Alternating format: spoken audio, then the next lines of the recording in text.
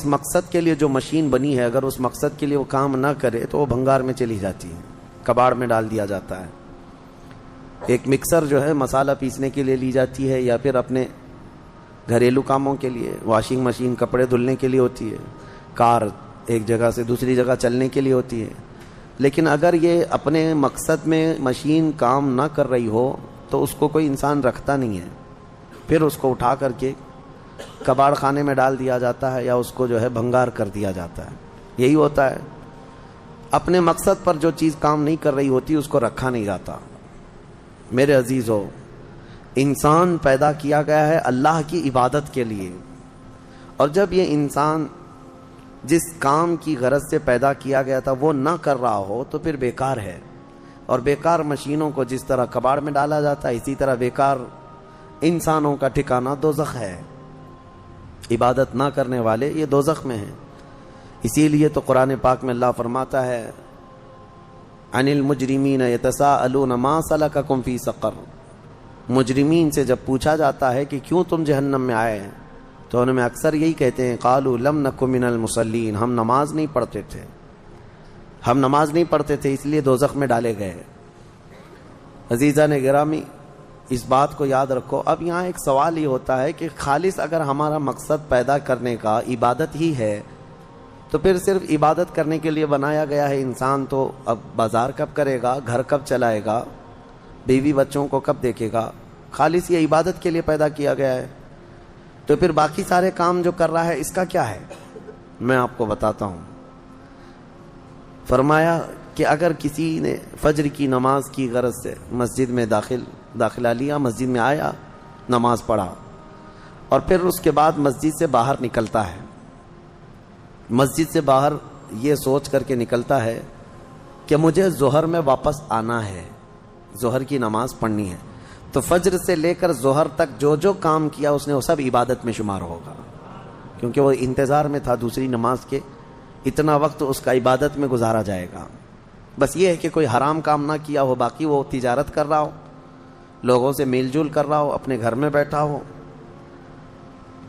کوئی بھی کام کر رہا ہو اس کو عبادت میں شامل کر لیا جائے گا۔ اسی طرح ظہر پڑھا اور ظہر کے بعد باہر نکل کر کے یا نماز کے بعد اس نے یہ نیت کی کہ مجھے عصر پڑھنا ہے، عصر کا انتظار، تو انتظار میں جو بھی کام کرے گا وہ سب عبادت میں شمار ہے۔ اس طرح سے صرف تم انتظار میں اپنے 24 گھنٹے کو عبادت بنا سکتے ہو، اور یہی مقصد انسان کی زندگی کا ہے کہ انسان کو عبادت کے لیے بنایا گیا ہے، تو کم از کم اپنی سوچوں سے تو عبادت کرو، اپنی نیت سے تو عبادت کرو۔ آپ یہاں بیٹھے ہیں، بلکہ اللہ کریم کا یہ اس کے دریائے رحمت کو کون جانے، آپ نے یہاں بیٹھ کر کے یہ نیت کی کہ مجھے اس سال حج پہ جانا ہے انشاءاللہ۔ اب اسباب ہیں نہیں ہیں یہ الگ بات ہے، آپ نے بھی ارادہ کیا کہ مجھے حج پہ جانا ہے، تو یہ جو تمہارا عزم تھا، جو نیت کی تھی، حج کب جاؤ گے یہ بات کی بات ہے، لیکن نیکیاں ابھی سے شروع ہو جائیں گی۔ اس کو انتظار حج میں شمار کر کے یہ فرمایا جائے گا کہ حج کے انتظار میں عبادت میں ہے یہ۔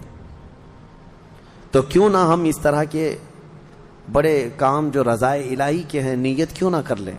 اللہ تبارک و تعالی جب طاقت دے گا حج کریں گے، جب طاقت دے گا رب تبارک و تعالی مدینے جائیں گے، جب طاقت دے گا رب تبارک و تعالی ہم 100 رکعت نماز پڑھیں گے، ختم قرآن کریں گے، جہاد فی سبیل اللہ کریں گے۔ یہ سب وہ نیتیں ہیں کہ اگرچہ آدمی ابھی نہیں کر رہا ہے لیکن ان کاموں کے انتظار میں ہے تو وہ عبادت میں شمار ہو گیا۔ بہرحال اللہ تعالی ہمیں فضول واہیات سے محفوظ فرمائے۔ سورہ طور اور اس کے بعد سورہ نجم کی ہم نے تلاوت کی۔ سورہ نجم میں معراج کا واقعہ ذکر ہے۔ اس میں نجم جو ہے، جو کہا گیا ہے، نجم سے مراد رسول پاک صلی اللہ علیہ وسلم کی ذات ہے۔ ستارہ، تارا، قسم یاد فرمائی اللہ تعالیٰ نے، اور تارے کی قسم جب وہ اتر رہا تھا تو یہاں مفسرین فرماتے ہیں اس تارے سے مراد نبی پاک کی ذات ہے، نبی اکرم صلی اللہ تعالیٰ علیہ وسلم۔ اس میں یہ آیت ہے ما زاغ البصر وما طغى لقد رأى من آیات ربه الکبریٰ، اور یہ بھی آیت اسی میں ہے فکان قاب قوسین او ادنیٰ، جو کہا جاتا ہے نا قاب قوسین۔ قاب قوسین سے مطلب کیا ہے؟ کہ نبی پاک صلی اللہ علیہ وسلم اللہ کریم کی بارگاہ میں معراج کی شب اتنے قریب ہو گئے تھے جتنا 2 کمانوں کا بھی فاصلہ نہیں رہ جاتا، 2 کمانوں کا فاصلہ نہ رہ جائے، اتنا قریب۔ اور پھر قرآن میں یہ فرمایا گیا کہ نبی پاک صلی اللہ علیہ وسلم اپنے رب کو ایسے دیکھتے رہے کہ آپ نے پلک بھی نہیں جھپکی، نہ آنکھ ادھر ادھر ہوئی نہ پلک جھپکی، بلکہ حضور پاک صلی اللہ علیہ وسلم اپنے رب ذوالجلال کا، اس کی ذات کا مشاہدہ پوری اپنے ماتھے کی آنکھوں سے کرتے رہے۔ اس کا تذکرہ ہے۔ اب اسی لیے فرمایا گیا کس نے دیکھا یہ موسیٰ سے پوچھے کوئی، آنکھ والوں کی ہمت پہ لاکھوں سلام۔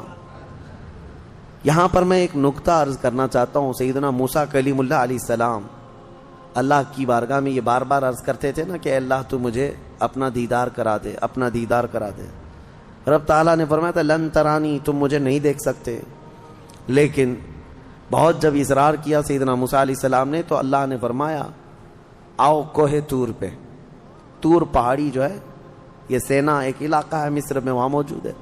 موسیٰ علیہ السلام کو اس پہاڑی پر بلایا گیا اور ان سے کہا گیا کہ قریب میں جو ایک درخت ہے اس کی طرف دیکھتے رہو، اس پر ہم اپنی تجلیوں کا اظہار کریں گے۔ اللہ تعالیٰ نے ایک ہلکی سی تجلی، جس کے بارے میں فرمایا جاتا ہے سوئی کے نوک کے سے بھی کم، اتنی ہلکی سی تجلی اپنی ذات کی اس درخت پر ڈالی۔ موسیٰ علیہ السلام ابھی پورا کھلی آنکھوں سے دیکھ بھی نہیں پائے تھے، پلک جھپکتے دیکھا تو غش کھا کر گر پڑے، بے ہوش ہو گئے، اور پہاڑ پورا جل گیا۔ وہ جلا ہوا پہاڑ آج بھی موجود ہے، آج بھی ہے۔ وہ درخت ہو کہ اس کا سایہ پورے پہاڑ پر پڑا اور پہاڑ پورا سرما بن گیا جل کر کے۔ اب موسیٰ علیہ السلام کو جب افاقہ ہوا تو آپ کہتے ہیں اے اللہ تو بہت بلند و بالا ہے، تو بہت بلند و بالا ہے تیری ذات۔ اس کے بعد موسیٰ علیہ السلام جب اپنی قوم میں آئے تو ان کی آنکھوں کی روشنی کا حال یہ تھا کہ وہ 3 میل دور، یعنی تقریباً 4.5 کلومیٹر، 4.5 کلومیٹر اندھیری رات میں کسی کالے پتھر پر ایک کالی چونٹی بھی رینگتی ہو تو حضرت موسیٰ علیہ السلام دیکھ لیتے تھے۔ اور ان کی آنکھوں میں آنکھیں ڈال کر کے اگر کوئی غور سے دیکھتا تو اندھا ہو جاتا۔ موسیٰ علیہ السلام کی آنکھوں